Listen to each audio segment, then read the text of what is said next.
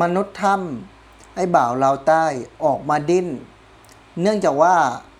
เห็นคนลาวชื่นชมประเทศไทยเห็นคนลาวรักกู้ภัยไทยเห็นคนลาวมีความสามัคคีกับคนไทยเพราะเขายืนเคียงข้างให้เกียรติกับประเทศตัวเองแน่บ่แม่นสิอวยแต่ประเทศอื่นเห็นค่าแต่ประเทศอื่นกับประเทศตัวเองบ่ให้เกียรติจักดิผู้เจ้ายกย่องคนไทยมันบ่ผิดไปยกย่องคนไทยแหละมาพาดพิงกับศาสตร์ตัวเองเว้าจังสันเว้าจังสี่ยามมันผิดมันก็มีผิดพี่น้องยามมันเฮ็ดดีมันก็มีทุกคนบ่มีไผดอกดี 100% ไป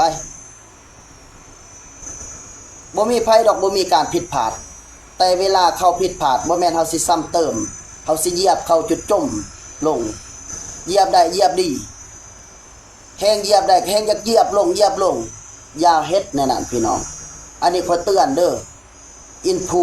คนลาวที่ไปเฮ็ดงานอยู่ไทยและอินฟูคนลาวคือกันอยู่ในประเทศลาวที่มักเหยียบย่ำคนอื่นเวลาล้มอย่าไปเฮ็ดแบบนั้นคนเฮาต้องมีการผิดพลาดบ่มีไผที่บ่ผิดพลาดคิดว่าตัวเองดังแล้วบ่มีการผิดพลาดคนติดตามหลักหมื่นหลักแสนหลักล้านมีแต่คนฮักคนแพงอย่าสุคิดแบบนั้นต้องมีการผิดพลาดถ้าว่าเจ้าไปเหยียบย่ำคนอื่นตลอดแบบนี้เวลาเจ้าผิดพลาดคนอื่นก็สิรอท่าเหยียบเจ้าคือกันคอยเตือนโดยความหวังดีเด้บ่แม่นสิฮักศาสตร์อื่นอวยศาสตร์อื่นและพาดพิงกับคนในศาสตร์ตัวเองเรื่องผิดคอยก็ว่าผิดเรื่องถูกคอยก็ว่าถูก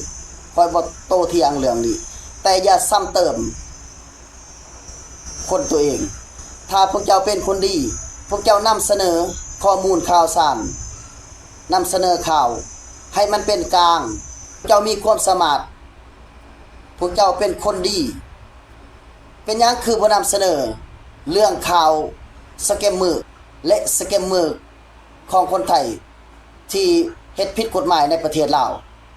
มีเจ้าหน้าที่ลาวถูกจับเนาะคือบ่เห็นมานำเสนอเรื่องนี้มิดคือจูจี้เข้าหูนี่บ่มีไผกะนำเสนอแบบนี้พวกเจ้าห่วงยอดวิวบ่พวกเจ้าห่วงคนติดตามบ่พวกเจ้าจึงบ่กะนำเสนอแต่ว่ากับคนลาวนี่เหยียบย่ำเอาเหยียบย่ำได้โลดคอยก็บ่ว่าดอกท้าวตาบและแม่ค้าอยู่ซองตะอูนี่ทำถูกมันก็มีถูกบางผิดบางเฮาก็ควรอภัยใส่กันคนลาวเดียวกันพี่น้องสวัสดีครับก็ควรสิให้เกียรติกับคนครับวันนี้นะครับบ่าวยศก็จะมาพูดถึงนะครับเรื่องราวของมนุษย์ถ้ำตัวนึงนะครับที่ปกติแล้วเนี่ยเขาก็จะปกป้องนะครับนะเขาก็จะเขาเรียกว่าปกป้องเขมรนะครับแต่วันนี้ครับเขาได้เห็นคนลาวนะครับที่อยู่เคียงข้างประเทศไทยเพราะว่าสิ่งที่เขาได้รับเนี่ยจากประเทศไทยอย่างเช่นนะครับล่าสุดนี่ก็คือการช่วยเหลือนะครับที่เป็นข่าวโด่งดังระดับโลกเลยก็ว่าได้ไม่ใช่ระดับประเทศนะระดับโลกเลยนะครับที่มีทางกู้ภัยนะครับจากเขาเรียกว่าหลายๆประเทศนะครับเนาะนักประดาน้ำจากฟินแลนด์นะครับจากญี่ปุ่นนะจากมาเลเซียนะครับก็ถือว่าหลายๆประเทศที่เข้ามาช่วยนะครับแต่ณที่นี้ครับหลายคนก็สงสัยนะครับว่าทำไมนะครับคนลาวนะครับถึงรักประเทศไทยนะนี่แหละครับเป็นเหตุผลที่คนลาวรักคนไทยแต่ว่ามันก็จะมีคนบางกลุ่มนะครับคนลาวบางกลุ่มอย่างเช่นไอ้มนุษย์ถ้ำนะครับหรือว่าบ่าวลาวใต้เนี่ยนะที่จะออกมาดิ้นนะครับในการที่เขาเองนะครับก็ถือว่ามีความคิดนะครับที่แบบว่าค่อนข้างที่จะไม่โอเคนะครับในหลักการตรงนี้เพราะฉะนั้นวันนี้ครับมันสอให้เห็นนะครับถึง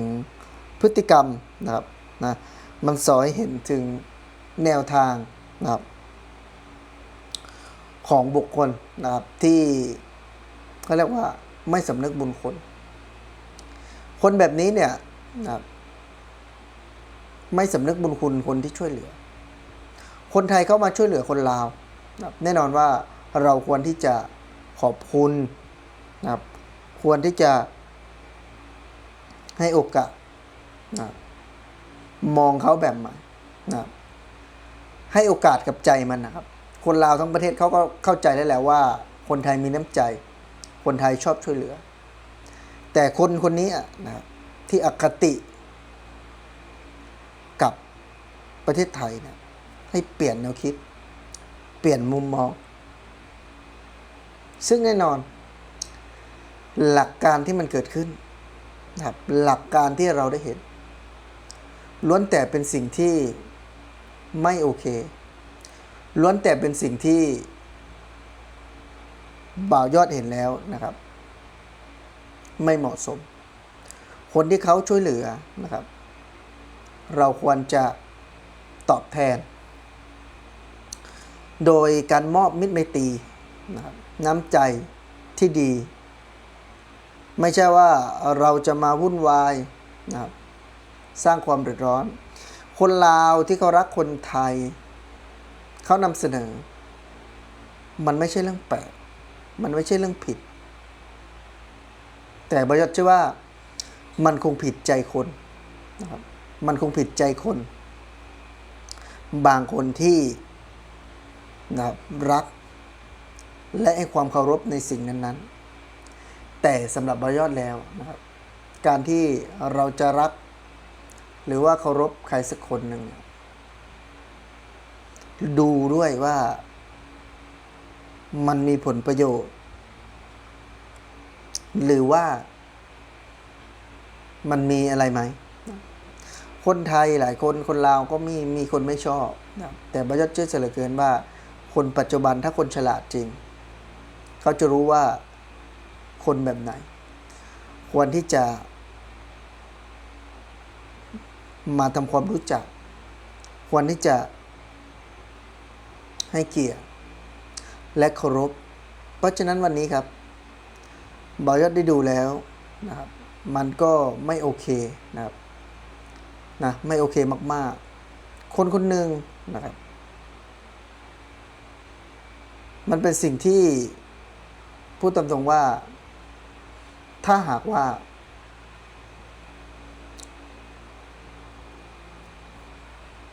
ให้เกียรติกับประเทศตัวเองแน่บ่แม่นสิอวยแต่ประเทศอื่นเห็นค่าแต่ประเทศอื่นกับประเทศตัวเองบ่ให้เกียรติจับดิผู้เจ้ายกย่องคนไทยมันบ่ผิดไปยกย่องคนไทยแหละมาพาดพิงกับศาสตร์ตัวเองเว้าจังสันเว้าจังสี่ยามมันผิดมันก็มีผิดพี่น้องยามมันเฮ็ดดีมันก็มีทุกคนบ่มีไผดอกดี 100% ไปบ่มีไผดอกบ่มีการผิดพลาดแต่เวลาเขาผิดพลาดบ่แม่นเฮาสิซ้ำเติมเฮาสิเหยียบเข้าจุดจมลงเหยียบได้เหยียบดีแฮงเหยียบได้แฮงอยากเหยียบลงอย่าเฮ็ดแน่นั่นพี่น้องอันนี้ขอเตือนเด้ออินฟูคนลาวที่ไปเฮ็ดงานอยู่ไทยและอินฟูคนลาวคือกันอยู่ในประเทศลาวที่มักเหยียบย่ำคนอื่นเวลาล้มอย่าไปเฮ็ดแบบนั้นคนเฮาต้องมีการผิดพลาดบ่มีไผที่บ่ผิดพลาด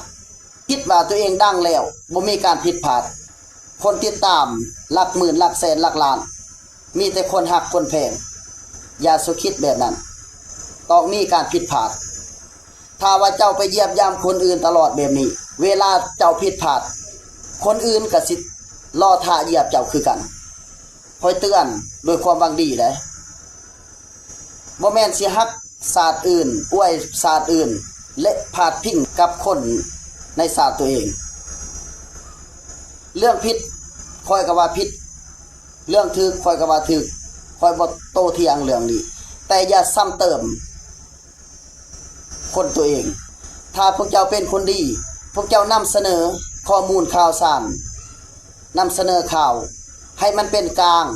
เจ้ามีความสามารถพวกเจ้าเป็นคนดีเป็นหยังคือบ่นำเสนอเรื่องข่าว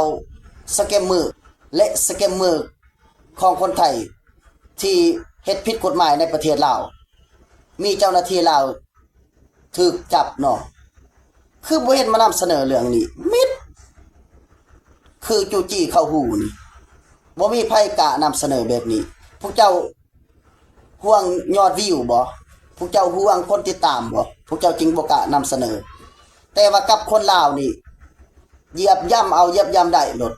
พอยก็บ่ว่าดอกท้าวตาบและแม่ค้าอยู่ซองตะอูนี่ทำถึกมันก็มีถึกบางผิดบางเฮาก็ควรอภัยใส่กันคนลาวเดียวกันพี่น้องก็ควรสิให้เกียรติกับ